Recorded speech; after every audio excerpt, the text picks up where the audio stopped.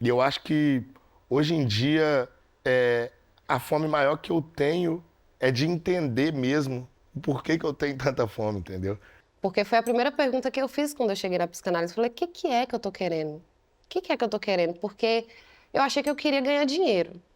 Achei que eu queria ficar famosa, ganhar dinheiro. Aí eu ganhei dinheiro, fiquei famosa e ainda tô com fome. Eu acho que a função do artista é fazer com que as pessoas transcendam, né? Eu acho que é esse poder que eu quero ter. Eu acho que cada música que eu fizer, cada show que eu fizer, eu quero que a pessoa saia do próprio corpo, assim, e veja através dos olhos do espírito, assim. Eu acho que essa que é a função da arte. É isso que Gal fazia e faz até hoje com essa obra que vai durar para sempre. E eu acho que é isso que eu quero, é isso que é o poder que eu quero ter. Acho que a coisa que mais me faz ficar emocionado sem entender porquê, fora, claro, meus filhos, né? E o galo, é música. Mesmo assim, tem hora que eu não entendo. Sabe quando você ouve uma música que talvez você não tá entendendo a letra? Pô, tinha uma música que eu ouvia quando eu era criança, música de fora, antes de entender qualquer palavra que seja em inglês e o negócio, sabe? Batia e entra no coração e entra na mente. E fala, cara, quero ouvir isso de novo, quero ouvir isso de novo, quero ouvir isso de novo. Escuta, vocês se conhecem há tempos? Oh, Tem um bastante. tempo, viu? Acho que eu tinha uns 19 anos quando a gente se conheceu, né?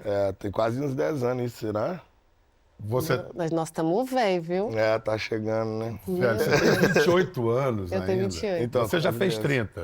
30, Fiz 30 ano passado. Logo, logo já tô nos 31, né? você vê? Mas entre os 18 e os 28, entre os 19 e os 30, muda bastante. Muda. Esse eu era cara outra pessoa. era o bicho do fio desencapado quando você conheceu, adolescente, Quando eu assim. conheci ele, ele já era o bicho, ele já era o Djonga mesmo, Djongão, brabo. Não, eu brabo. tava né, assim também, É, né? você era assim, você já Não, era. as pessoas me conheciam, claro, mas Não, eu já acho era que... assim, porra. Inclusive, você falou esse lance do cabelo. Quando a gente se conheceu, seu cabelo era curtinho mesmo. Curtinho, eu tinha curtinho acabado de mesmo. raspar a cabeça.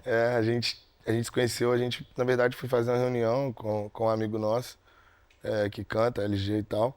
Aí entramos no estúdio, velho. Aí ela foi lá e pegou o violão e começou a tocar. Fala lá pra ela, né? Uhum. Fala lá pra ela. Só que ela tocou. É totalmente diferente da gravação, a versão meio mais acústica que ela tava cantando ali. E tinha um lance meio carnaval, assim, sacou? De BH, que é um negócio meio, até meio afoxé, tá ligado? Uma parada. Tilelezagem de BH, a né? gente adora. Aí, quando ela começou a cantar, eu falei, que isso, mano, muito boa, essa menina é muito boa, quem que é, quem que é? Ele falou, mano, isso aí é a Marina, mano, essa é a melhor que tem no Brasil, cantora e Não, tal. você que falava isso. Eu ficava muito tímida quando falava, é a maior que tá tendo. Eu ficava, não Aí fala eu assim, fui lá, pelo amor de aí, Deus. aí me mandou a outra banda da Lua, né, que era a banda. Aí eu Foi. comecei a postar toda hora, eu No postava. outro dia ele postou Serra do Mel da outra banda da Lua. Todo mundo de Montes Claros repostou no próprio story. Porque todo mundo ficou muito tocado do fato de Djonga ter notado a outra banda da Lua, que era a banda Xodó de Montes Claros, que é até hoje a banda Xodó de Montes Claros. E depois foi até naquele show que teve, você lembra aquele show? Tinha um show que tinha 50 pessoas, Djonga tava lá. Felizão, Sabe? muito Famoso feliz. já, tá? Mas tava lá. Aí ele te comprometeu. Na hora que o Djonga fala é a maior cantora, você teve que Eu falei, nossa, aí você que teve que responsa, não cumprir a fala isso, profecia. Tem não. nada disso, já era. Mas é porque ele é muito bairrista. Ele é bairrista, ele Nada gosta disso, do não. povo Sério, de Minas Gerais. Também sou, mas você mandou bem. E é uma pessoa que tem visão de que Minas Gerais não é só BH. Então ele enxerga Minas Gerais para além daquela fronteira, enxerga o Norte de Minas por ter família no Norte de Minas. Então quando ele viu a outra banda da Lua, ele emocionou porque ele é bairrista. Porque ele falou, Minas Gerais, Não, pronto, ele- vamos Não, a banda é defender. boa. Ele é mineirista. Misturou a emoção com a verdade, com a banda é verdade, boa, que a banda é foda. Olha, eles estão fazendo muito barulho esses dois este ano, com a Marina com o disco Coisas Naturais e o Djonga com Quanto Mais Eu Como, mais fome eu sinto. Vamos ver um bastidor da gravação do Djonga, uma participação de luxo. Esse aí é... Vai. Como é que pode? Mano, ele escreveu letra... tá vendo? Nota por nota, mano. Toda noite demora a dormir. E sei que o que foi morreu até ficou Mão ali. dada, né? Mão dada. Perfeito. Ali ele estava decupando a música. Então, quem fez essa melodia, a melodia foi o Tofani. Que é do sacou? Rosa Neon, Que é do tá Rosa bom. Neon, que era junto com a Marina. E aí o Tofani, quando ele fez, na verdade, eu falei, eu quero fazer a música com o Milton e tal, fiz o convite, ele nem pensou, já aceitou assim de cara, inclusive ele tinha falado, o Agostinho, que é o filho dele, tinha chamado antes, né, pra fazer um tempo atrás, só que na época as agendas nossas não tinham batido e eu fiquei com isso e falei, não é possível, velho, que, né, o tempo vai passar e a gente não vai fazer essa música, né, mano, temos que fazer. E aí fui fazer esse disco eu queria trazer muito essa coisa da música mineira, né, e tanto tem Samuel Rosa, né? Tem o RT, enfim. A Dora é do Rio, mas acho que a vibe dela é meio, é meio Minas Gerais também, tá ligado? Ela é mais, A né? vibe dela é meio mineira É, a mesmo. vibe dela é... Mas enfim, então assim, eu queria trazer essa coisa de Minas. Aí mandei e tal, Milton amou, gostou, falou tudo a ver comigo, vamos gravar e tal. Só que eu cheguei e falei, mano, ele já ouviu a melodia, ele só vai gravar a melodia, tá ligado?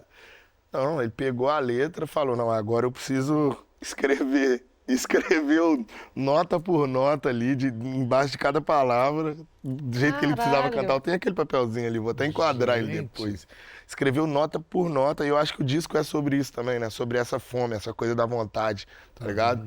E ver um cara de 80 e tantos anos com vontade, com fome ainda, de querer fazer a parada do jeito certo, de querer se entregar tanto pro bagulho. Enfim, pô, ele tem gravado ultimamente as músicas mais sentado, quando os últimos shows fez sentado, ele fez questão de gravar em pé ali, tá ligado? Por isso que a gente tava de mão dada, ele se segurando, um segurando o outro ali. E a questão que ele fez de gravar e regravar até ficar bom foi uma parada que pra mim mexeu mesmo com o meu coração. E esse negócio da fome, você veio com muita fome, fez um disco por ano, aí você ficou um ano sem fazer um disco e Um ano e parece meio, que... um ano e meio. Um ano e meio. Eu li em algum lugar alguém dizendo que isso foi bom pro disco. Então, eu gosto muito de fazer disco porque eu acho muito difícil se explicar num single, certo? Tem a Você mesma lança, impressão. né? Você lança uma música, fica meio no ar as coisas, fica parecendo que você está fazendo para cobrir alguma lacuna de mercado, qualquer coisa do tipo, né? E aí participação você faz porque é legal, o cara traz a proposta, você participa. Agora, você fazer um single, você lançar, é difícil às vezes você se explicar ali. Então, eu preferia sempre fazer um disco, por isso que eu fazia sempre um disco por ano. Isso ali era as músicas que eu ia juntando, é o projeto que eu ia pensando e criando para virar uma parada mais consistente. Só que eu precisava de um tempo para pensar qual que era esse próximo passo que eu queria dar na minha carreira, sacou? Eu acho que quando você é mais jovem também, você tá cheio de coisa pra falar. Pra Depois falar, você já quer pensar melhor pra falar, né? Exatamente. Eu tô numa fase também que eu tô querendo pensar melhor pra falar. E nas fica minhas dando a impressão que a músicas. gente já falou tudo, sabe? Apesar de não ter falado, sabe? Você foi pro terceiro disco, e o segundo disco é aquele peso, o segundo disco, depois do primeiro ter bombado. O terceiro, acho que às vezes é melhor o terceiro antes do segundo para não ter esse problema. Então, o terceiro é mais relaxado, né? Mais assim, ah, tá bom, gente, ó, não vou ficar também fazendo muita força, não, sabe? Eu acho que fica mais natural mesmo. Coisas naturais. Coisas naturais. Em oposição a que tipo de artifícios? Inteligências artificiais, coisas artificiais? Eu acho que nem é isso. Eu acho que a tecnologia tá aí para ajudar a gente, né? Tá aí para a gente usar como ferramenta e não acho que é necessariamente uma coisa ruim. Eu acho que a gente tem que saber usar, tem que ter inteligência para usar toda a tecnologia. Mas eu acho que é contra exatamente essa falta de autenticidade por achar que a tecnologia vai cobrir a autenticidade, sabe? A tecnologia não vai cobrir nossa autenticidade. A gente precisa ainda ser autêntico e precisa ainda ter uma vida fora. Uma vida que é real, uma vida que você toca, né? Uma vida que está aqui, assim. E eu acho que para nossa geração isso é um problema, porque a gente também está muito apegado com a tela, né? Então a gente acha que a vida é aquilo ali que você está mostrando. Você fica até meio frustrado com a sua vida real, porque sua vida real não é tão bonita, não é tão... Nem você é tão bonito igual você é naquela foto Isso, que você inclusive, postou, é um né? pouco frustrante às vezes, porque se você fica muito apegado a isso, tem hora que você fala, pô, terça-feira tal pessoa tá postando um negócio ali tão legal e todo mundo tá curtindo e todo mundo tá falando e é a música e é não sei o que. Você fala, pô, minha terça-feira tá tão normal, mas só eu tô também deitada sou aqui vendo desse um filme. mundo, eu também tenho que participar e tal. Seu Djonga, quanto mais você come, mais fome sente de quê? Tudo, ou quase tudo, né? É igual o Itan de Exu que eu falo no final, sabe? Que Exu queria engolir o mundo, queria, sabe? Então tem hora que não tem... falta espaço aqui pro tanto de coisa que eu quero, sabe? Voracidade. E assim, a fome, ela vem de lugares diferentes na minha vida, de um modo geral, né? Desde sempre. Então, em algum momento, a fome talvez é daquela parada, daquele luxo que você quer ter. Eu quero comer aquela parada que é mais cara e eu não tenho essa condição. É o básico, sacou? Aí depois, a fome... Isso eu tô falando de coisas materiais, né? E a fome é da roupa. Ah, eu quero ter aquela melhor roupa e eu não tenho condições. Depois vai vindo numa coisa mais espiritual, né? De autoconhecimento, de para onde eu quero ir, né? E eu acho que hoje em dia a fome maior que eu tenho é de entender mesmo o porquê que eu tenho tanta fome, entendeu? É o que eu falo no disco, né? Sou movido a dúvidas e não resposta, né, mano? De quem tem muita certeza eu desconfio, sacou? Porque quando eu gravei com o Milton, quando eu gravei com o Samuel, e aí eu gravo com o RT e com a Dora, que são mais novos, aí eu vejo que no meio desse abismo entre Milton Nascimento, Samuel Rosa, Dora, RT, tá todo mundo meio que com a mesma fome, a mesma vontade, a mesma necessidade de... Sabe, por que o Milton vai querer gravar com 80 e tantos anos? Pra quê? Já deu, tá ótimo. Fome de quê? Entendeu? E a gente... E assim, mas parece que a arte é um alimento, assim, pra gente, sabe? E eu acho que hoje em dia essa fome é o que me move mais, mas principalmente de entender, né, o porquê. Eu tenho 2 filhos, né, então o que eu vou deixar pra eles aí, né? Qual que é o legado, Jorge Holanda? O que eu vou deixar pra eles? Qual que é o legado, né, mano? Mas o mito de Exu é muito bonito. A igreja no Brasil estigmatizou Exu como o diabo, mas não, Exu é um mensageiro. Ele nasceu, como diz o Djonga, com muita fome, comeu tudo que tinha na cidade, não tinha mais nada, ele começou a devorar pessoas, comeu a própria mãe, aí o pai foi lá e decidiu botar a ordem Falou, naquilo. volta Exatamente. tudo. Cortou no meio, ficaram 2 Exus, cortou no meio, ficaram 8, né? Exato. E aí eles tiveram que entrar num Exato. acordo.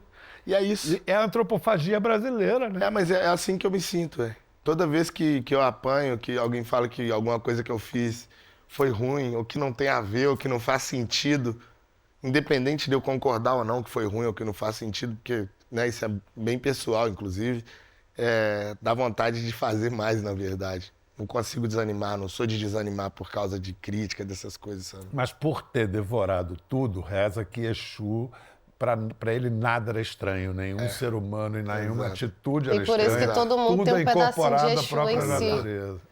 Por isso que todo mundo tem um pedacinho de Exu em si. A sua família, a sua avó, que é da Umbanda? Isso, minha avó tem um centro e um terreiro e a gente... Dona Maria Eni? Maria Eni, a gente vive isso 24/48, sacou? Estamos sempre lá, nossa vida é Na muito casa pautada dele, de a vez em isso. quando, Você foi rolam lá? sambas, já fui muito na casa dele. Você é de Oxum? Eu sou de Oxum. Tá na cara. Tá, né? É. Todo mundo fala.